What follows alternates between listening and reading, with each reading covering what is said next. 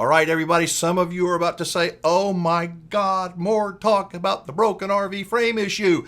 But wait, today's video is going to be a little bit different from a different perspective. So welcome to Wingman Nation. If you are new to this channel, this is where folks from all different backgrounds gather around this virtual campfire here to talk and share stories and give a little bit of advice. It's a channel where I will never knowingly lie, a place where I do my level best to be 100% honest, even if it's something that you don't want to hear. Because you know what? That's what a good wingman does. They tell you what they see, especially if it is something bad, so you might be able to avoid it. So I've shared how I feel about the Grand Design LCI broken RV frame issue, and many YouTubers have done the same thing. But today, we're going to get it from a dealer's perspective. Yes, a dealer's perspective on how they feel about the situation, who they think is to blame, and just what his dealership has decided regarding folks who want to trade in their Grand Design on another purchase. Up now is one of my very favorite human beings. He really is. Mr. Kevin Frazer with Cheyenne Camping Center. It's been a long time since you and I visited, and I've got many things, I want to visit with you about, but I want to start out with the broken RV frame issue that just seems to be everybody's talking about it. And I don't know, I'm not an expert, but it seems to me this is a huge issue for Grand Design and Lippert maybe. What's your take on it? Just from the sidelines, because I know you're not a Grand Design dealer. Practical take, Cheyenne Camping Center will not accept in trade Grand Design Winnebago fifth wheels. We don't want to get into that situation. There is past history, not with Grand Design, one was with Winnebago. Winnebago made a very difficult motorhome that had a lot of bad features, and they were all engineering, and they were uncorrectable, and they built it back in the 1980s, and it was called the Frazer and Lacharo. And because we didn't want to get sucked into litigation, we refused always to take Frazers and Lacharos in trade. Then 20 years later, a company called Monaco built a diesel pusher motorhome. They built it on their own chassis to save money, of course. And those chassis had an uncommon habit of breaking in half. And so we wouldn't take any of those in trade. There was no fix for the problems associated with that. And now we have a situation where these frames, and it is at the junction between the up and over where the fifth wheel hitch is, and the rear body of the RV. Fifth wheels got slide outs before any other category of RV, and they got them in the 80s mostly. I kind of remember one from the 70s. Motorhomes didn't get them until the 1996, I think. But in any case, it was when slide outs came to the bedrooms that manufacturers started to have this problem with them fracturing at the point where the cab over meets the main body. Everybody had this problem 35 years ago, 40 years ago. A number of fifth wheels were bought back because there really wasn't a lot of ways to fix it. So what do you think is going on now? I mean, is it a steel issue? Is it a design issue? Or is it kind of a little bit of both? What do you think? Again, I'm not going to hold you to it. I just want to get your opinion, because I know the responsible party is Grand Design Winnebago. They engineered the product. They bought a chassis from Lippert, and I'm on the outside looking in. Lippert made the chassis to the specifications that Winnebago asked for. It's Winnebago's responsibility. And what I read is they're trying to lay it off on LCI. I don't get that, but I also don't want to be a party. Suppose that we take a Grand Design fifth wheel in trade, and that Grand Design fifth wheel develops a crack in the sidewall where the junction meets. We're going to get sued. What if the guy that we sold it to doesn't even have it anymore? We're in the chain. We sold it. What if we don't sell any Grand Designs to anybody? They're still going to sniff around and see if they can't name us in a suit. You know how that is. If we don't trade in them, we don't know the facts of the case, but if we don't trade in them, we don't take them in trade, we can stay away, and I can talk to my lawyers only socially. Save a whole lot of future headaches, possibly. So, but how do you think that this is? I like my lawyer. Being handled? Do you think it's being handled properly by the folks at Grand Design and Winnebago? I think they're trying to lay one blame off on the other. Winnebago's trying to blame LCI. LCI is trying to blame Winnebago. Grand Design is a wholly owned subsidiary of Winnebago. Winnebago is a publicly traded company. It's Winnebago versus LCI, and instead it should be Winnebago working with LCI to solve the customer's problems. They're not doing that. They're just yelling at each other. I'm staying away.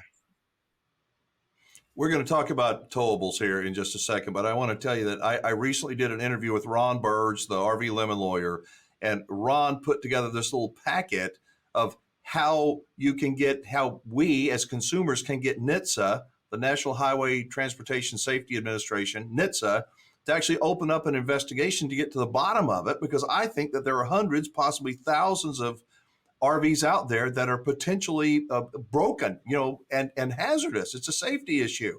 And I was surprised at everybody likes to complain, but few people took any action to download the information and take the 5 minutes it took to start to try to help move the needle. And that's kind of my frustration, but I've had a recent flurry of people that want to trade very late model Winnebago fifth wheels into us. And I tell my sales crew, no, we're just not taking them in trade for fear of litigation, and we're not getting any pushback. Is it possible that persons that might have a complaint don't want to deal with it? They just want to trade it off or sell it before it hits the fan. Is that a possibility? Or is this a safety issue? Do you have any photographs of any of them breaking in half on the highway? No, I don't know of any of those. What we got is stress cracks in the sidewall. Can it be repaired? I don't know. But the worst thing so far is that you've got a very expensive fifth wheel that's coming apart in ways that look unrepairable. Right now, all that Winnebago and Grand Design has to do is repair or replace under the terms of the warranty. But I don't know that it's a safety issue yet, do we? Has anybody had one go loose on a highway?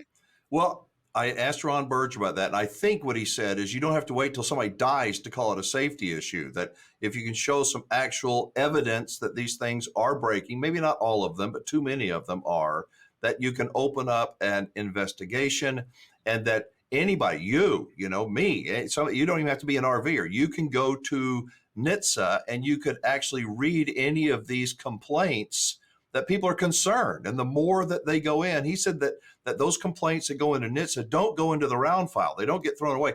Every one of them gets looked at by somebody, a bureaucrat, I guess. And if they get enough people that are complaining, that they will look into it. And that these manufacturers at that point can stop pointing the finger at each other, because somebody from the federal government's going to come in, and that's the last thing these companies want. Well, it is quite an inconvenience for the bureaucracy to come after you if you're a company. But it's also not incumbent upon National Highway and Traffic to tell you they've opened up a file. It's entirely possible that NHTSA is looking at this now, that there's been enough, what was the word you used, kerfuffle online about it? Because I keep getting stories about it all the time. I am not getting people calling me up to confirm or deny, but I'm not a Winnebago dealer, so I shouldn't have to know. The only gripes I get is we won't take them in trade. I am sure that Cheyenne Camping Center isn't the only dealer that's looking at that. And how would you like to be an owner? I mean, think about it. These things are expensive anyway. They depreciate anyway. Now you got one that potentially, at least, if you watch YouTube very much, you got all these people that are, saying, oh, it's these horrific problems. And I'm not doubting them. But if you own one of those, what does that do to the perceived value of your unit, even if it's not one of the bad ones? It's got to be catastrophic for the owners. I think it's catastrophic for Winnebago and Grand Design. It's just not good all the way around. But let's move on to you hit it. They've let the horse out of the barn. When the first reports of these faults and flaws came out, Winnebago should have addressed it head on and taken care of that owner, and then the next owner, and then the next owner, and then Winnebago would have the reputation of taking care of their customers. As it is now, people are afraid that they have a vehicle that's not very valuable or losing value. It can't be traded off, and or it can't be repaired. No, I do not like the way Winnebago is handling this situation. But I recall that they didn't handle it very well with the Fazars and Lacharos, but that's been 40 years ago, and I guess they kind of forgot. They never did handle that well, so I don't know what to tell you. It's just sad. You know, I see people that spend more than It's a $100,000 mistake. on a It's a fifth wheel. mistake. What's that? They have a brand to protect, and they're emptying their bladder on their own brand. I wouldn't have done it that way. You wouldn't have done it that way. But Winnebago kind of fought it out in courts with the Frazer Lasharo 40 years ago, and it seemed to be. I think Winnebago's made a really bad mistake. That's all, and I don't know how it's going to sort out. But the courts are going to be involved.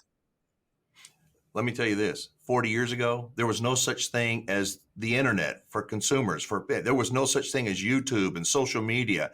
And they are going to face a hellish backlash from the consumer. That's what I think. And their whole brand, man, I don't know how you put the genie back in the bottle, but I just wanted to get your take on it. I know that you're an outsider like I am looking in, but I just look at the way they've handled the situation or not handled it.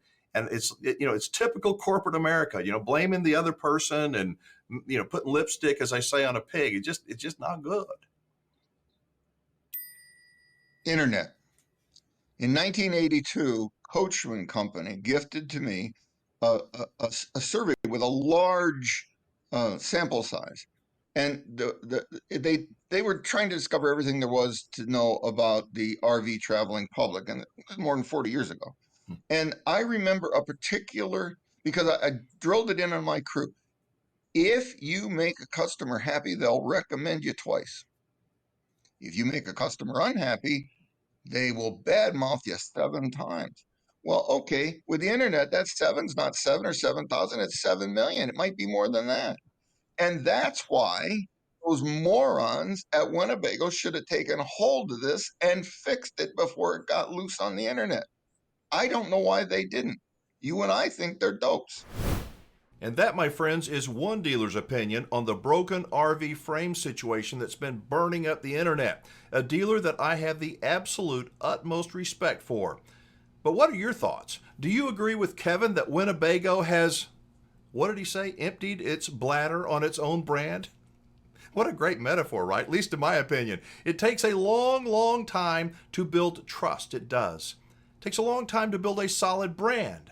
But with the internet today, destroying a reputation can happen like that. I mean, think about it. How fast did Bud Light go south with their stupid decision? I don't wish ill will on anyone, but I do wish that the parties involved would please take some decisive action and stop playing the blame game. It makes me sick.